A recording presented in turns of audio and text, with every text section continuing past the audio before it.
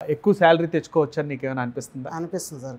కన్ఫామ్‌గా ఒక 50 అబోవ్ 70 వెళ్ళాలనేది నా డ్రీమ్ సార్.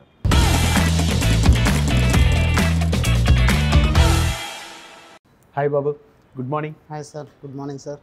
చెప్పండి, మీ జర్నీ చెప్పండి. ఇక్కడికి ఎలా వచ్చారు? గూగుల్లో సెర్చ్ చేశాను సార్. మీ గురించి రివ్యూస్ అన్నీ తెలుసుకున్నాను. ఓకే. మాస్టర్ కేవీ సార్ అంటే చాలా నేమ్ కూడా ఉంది. అందుకు గూగుల్లో చూసి నేను రాజమండ్రి నుంచి ఇక్కడి వరకు రావాల్సి వచ్చింది. ఓ, రాజమండ్రిలో ఉండే రాజమండ్రి నుంచి అక్కడి నుంచి వచ్చి ఇక్కడ నేర్చుకున్నాను. ఇక్కడ నేర్చుకుంటాను. ఓ, వెరీ గుడ్. ఇంతకుముందు ఏం చేసేవారు బాబు? ఇంతకుముందు నేను టైలరింగ్లో చేసి ఉంది సార్. బట్ ఇంత ప్రొఫెషనల్ వేలో అయితే మనకి వర్క్ ఏమీ రాదు. బట్ ఇక్కడికి వచ్చిన తర్వాత నాకు చాలా హెల్ప్ఫుల్ అయింది work. Okay okay, very great. ఇంతకుముందు అంటే ఎన్ని సంవత్సరాల నుంచి చేస్తున్నారు మీరు? ఒక 4-5 ఇయర్స్ నుంచి సార్. 4-5 ఇయర్స్ నుంచి ఇదే ఫీల్డ్. అంటే జెంట్స్ టైలర్గా ఉన్నారా లేకపోతే ladies tailor? Only ladies tailor sir. Oh, first నుంచి లేడీస్ టైలర్. ఫస్ట్ నుంచి జెంట్స్ ఏమి రాదు? జెంట్స్ ఏమి రాదు. Oh, very great. అయితే సో అప్పుడులోనే నీకు లేడీస్ టైలరింగ్ పట్టుకోవాలని నీకు ఎలా అంటే అనిపించింది? మా డాడ్ కూడా ఆల్మోస్ట్ మాస్టర్గా చేస్తున్నారు సార్ బయట. ఓహో, డాడీ దగ్గర కొంచెం ఉండి అలవాటు అయింది. కొంచెం డాడీ లేడీస్ టైలరా? Ladies tailor sir. Okay okay, very good. So అందువల్ల నాకు కూడా కొంచెం డిగ్రీ కంప్లీట్ అయిన తర్వాత కొంచెం ఎక్స్పీరియన్స్ వస్తే బాగుంటుందని. ఓకే, డాడీ దగ్గరే మరి చాలా పని ఉంటుంది కదా, చాలా నేర్చుకోవడానికి ఉంటుంది. ఎందుకంటే పాతకాలం వర్క్ కూడా చాలా ఇంపార్టెంట్ సార్. బట్ ఏంటంటే నాకు ఒక ప్రొఫెషనల్ వేలో వెళ్ళాలని నా అంటే అప్గ్రేడ్ అవ్వాలని చెప్పేసి నేను ఇంతవరకు రావాల్సి వచ్చింది సార్. ఓకే, సో మరి ఇక్కడ ఈ 6 నెలల జర్నీలో నీకు ఇంతకు ముందు వచ్చిన వర్క్ అంటే ఇప్పుడు ఎంత డెవలప్ అయ్యాని అనిపించింది? ఆల్మోస్ట్ చాలా వరకు డెవలప్మెంట్ అయింది సార్. ఓకే, ఆల్మోస్ట్ అన్నీ కూడా వెస్ట్రన్ కాడి నుంచి అన్నీ కొంచెం నాకు ఐడియా వస్తున్నాయి. ప్రతిదీ కూడా అంటే వర్క్లో కూడా ఒక విజన్, ఒక డిజైన్ రీడింగ్ కూడా కొంచెం తెలుసుకున్నాను సార్. డిజైన్ రీడింగ్ చాలా ఇంపార్టెంట్. డిజైన్ రీడింగ్ అంటే మనం ఒక కస్టమర్ మనకు ఒక డిజైన్ ఇచ్చిన తర్వాత దాన్ని ఏ మెథడ్తో మనం చేయాలి అని మనకి ఒక మాస్టర్కి అర్థం కావాలి ఫస్ట్. అప్పుడే దాన్ని ఏ మెథడ్తో కటింగ్ చేస్తే ఆ డిజైన్ వస్తుంది అని తెలుస్తుంది వాళ్ళకి. అంటే ఫ్యూచర్లో వచ్చే డిజైన్స్ కానీ వేరే అదర్ డిజైన్స్ కానీ చేయగలుగుతున్నావా? ఈ ఫార్ములా వైజ్తో అన్నీ కొంచెం కంపేర్ చేసుకుంటూ ఉంటే నాకు కొన్ని ఐడియాస్ వస్తున్నాయి సార్. డిజైన్ని చూసిన వెంటనే అది మెథడ్ మనం స్లీవ్ అవనివ్వండి, బాడీ అవనివ్వండి, బాటమ్ అవనివ్వండి, ఆ మెథడ్ని మనం తెలుసుకోగలగాలి.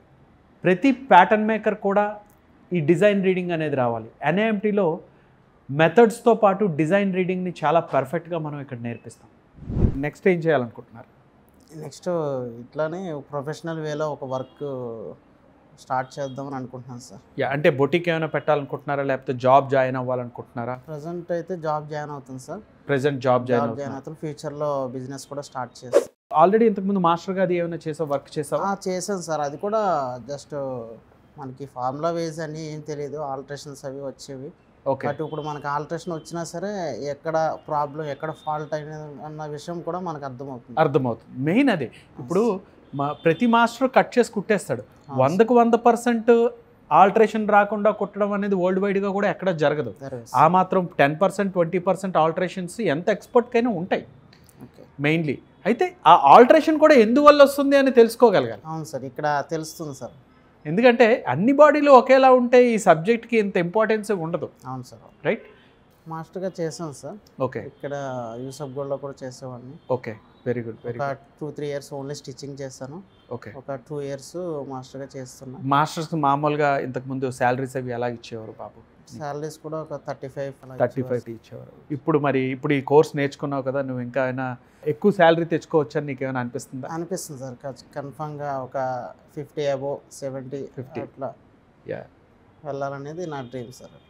Very good. ఇంకా ప్రొఫెషనల్గా ఇంకా అప్గ్రేడ్ ఈజీగా 50 ఈజీగా గెయిన్ చేయొచ్చు బాబు మీరు. ఎందుకంటే మిమ్మల్ని చూశాను కదా, కోర్స్ అంతా నేర్చుకునేంత వరకు చాలా పర్టికులర్గా ఇంట్రెస్ట్గా నేర్చుకోవడం నాకు కనిపించింది. లాస్ట్ మూమెంట్కి వచ్చిన తర్వాత లాస్ట్ మంత్లో మనం ఏదో అదర్ సైజెస్ ఎలా చేస్తామో వాటి మీద మీరు కొత్త డిజైన్స్ నేర్చుకోవాలనే ఉత్సాహం మీలో చూశారు. నాకు చాలా బాగా నచ్చింది బాబా. మీరు ఎన్ని కొత్త డిజైన్ చేసినా కొన్నే అవి, కానీ ఇంకా చాలా ఉన్నాయి మనం ఇక్కడ నేర్చుకోలేనివి, టచ్ చేయలేనివి, లాట్ ఆఫ్ డిజైన్స్. అయితే అన్నిటిని కూడా ఇక్కడ నేర్చుకున్న మెథడ్స్తో మనం ఈజీగా క్రాక్ చేయొచ్చు. సో బాబు, అలాగే ప్రాక్టీస్ ఇంపార్టెంట్ బాబు, అర్థమైందా? వదిలేయకూడదు, బిజీ ఉండాలి.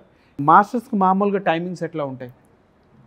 మాస్టర్స్ మార్నింగ్ 11 నుంచి స్టార్ట్ ఉంటుంది 11, 10:30, 11 నుంచి ఈవినింగ్ 7-8 వరకు అట్లా టైమింగ్స్ ఉంటాయి.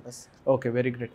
సో నువ్వు ఆల్రెడీ అది చేస్తున్నావు కాబట్టి ఈ కోర్స్ని చాలా ఇంప్రూవ్ చేస్తావు. అవును సార్. నువ్వు ఇమీడియట్లీ ఒక జాబ్లో నువ్వు ఇంతకు ముందు తీసుకునే శాలరీ కంటే ఇమీడియట్లీ ఎక్కువ నువ్వు ఈజీగా తీసుకోవచ్చు అని నా నమ్మకం. అవును సార్, ఎగ్జాక్ట్లీ. చాలా డిజైన్స్ ఇక్కడ కుట్టావు నువ్వు, చాలా పెద్ద పెద్ద డిజైన్స్ కుట్టావు. ఇప్పుడు అది వైట్ డ్రెస్ అయితేనేంటిగా, అది పైన టాప్ అయితేనేంటి, ఏ రోజు చెప్తే ఆ రోజు కుట్టుకొని వచ్చేసేవాడు. అది నాకు చాలా ఇంట్రెస్ట్ అనిపించింది, నాకు ఇంకా చెప్పాలనే నాకు అనిపించింది. అలాగే ఫ్యూచర్లో నీకు ఏ డిజైన్స్లో ఏ ప్రాబ్లం వచ్చినా సార్ ఉన్నాడని మర్చిపోవద్దు. దీనికి ఒక ఎడ్యుకేషన్ ఉంది. ఒకప్పటి నుంచి ఇదే ఫీల్డ్లో తరతరాలుగా ఉండిపోవడం వల్ల వాళ్ళ వర్క్ ఒక టైప్ ఆఫ్ ప్యాటర్నే నేర్చుకున్నారు. కానీ వరల్డ్ మార్కెట్ ఇప్పుడు చాలా పెద్దది.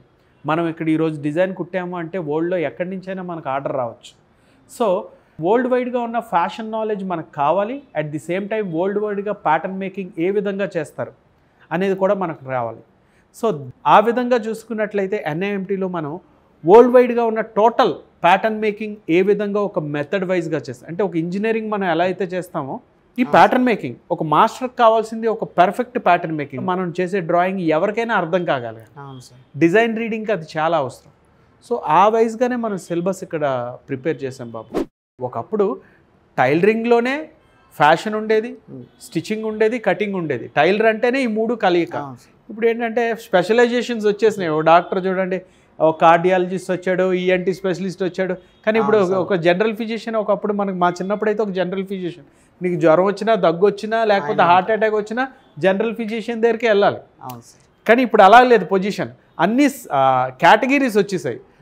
నీకు హార్ట్ ప్రాబ్లమా, హార్ట్ స్పెషలిస్ట్ దగ్గరికి వెళ్ళు, ఈఎన్టీ స్పెషలిస్ట్ దగ్గరికి వెళ్ళు. కానీ ఇందులో కూడా అలాగే స్పెషలైజేషన్ జరిగింది.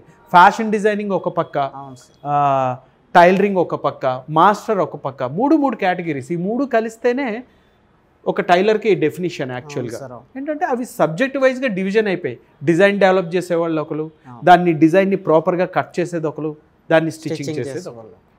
అంతే తప్ప ఇది కూడా టైలరింగే. Pattern making, fashion designing, stitching అన్నీ కలిపితే టైలరింగ్. ప్యాటర్న్ మేకింగ్ మా ఫాదరాలు ఉండేవారు. సో వాళ్ళు ఎప్పుడు కూడా డిజైనింగ్ వాళ్ళే చేసేవారు, కటింగ్ కూడా వాళ్ళే చేసేవారు, స్టిచ్చింగ్ వాళ్ళే చేసేవారు. అన్నీ వస్తాయి, ఆల్రౌండర్స్. నేను ఫిల్మ్ ఇండస్ట్రీలోకి వెళ్ళాను, ఎంతోమంది చదువు వచ్చిన వాళ్ళే చేస్తున్నారా ఏంటి? చదువు రాని వాళ్ళు ఎంతో చిరంజీవి గారు కానీ ఎవరికైనా పెద్ద పెద్ద యాక్టర్స్కి కూడా అసలు ఏబిసిడీలు కూడా రాని వాళ్ళే ఆ డిజైన్స్ చేసింది. ఫిల్మ్ ఇండస్ట్రీ ఒక చాలా గొప్ప ఆపర్చునిటీ నాకు కల్పించింది. దాన్ని చాలా థ్యాంక్స్ చెప్పుకుంటాను, దానికి ఎప్పుడు కూడా రుణపడి ఉన్నాను. మా ఫాదర్ తర్వాత నాకు ఫిల్మ్ ఇండస్ట్రీకి రుణపడి ఉన్నానని నేను ఎప్పుడు చెప్పుకుంటాను. అది అందులో అంత నేర్చుకోవడం వల్లే ఈరోజు నేను మీ అందరికి కూడా అంత మంచి వర్క్ని మీకు నా నుంచి ఇవ్వగలుగుతున్నాను. ఓకే, ఎనీవే బాబు, thank you, all the best. నిన్ను ఒక మంచి మాస్టర్గా ఫస్ట్ చూడాలనుకుంటున్నాను. ఆలోచించుకో, నువ్వు ఓన్ బిజినెస్ స్టార్ట్ చేసే. Definitely sir. ఓకేనా? All the best. Thank you sir.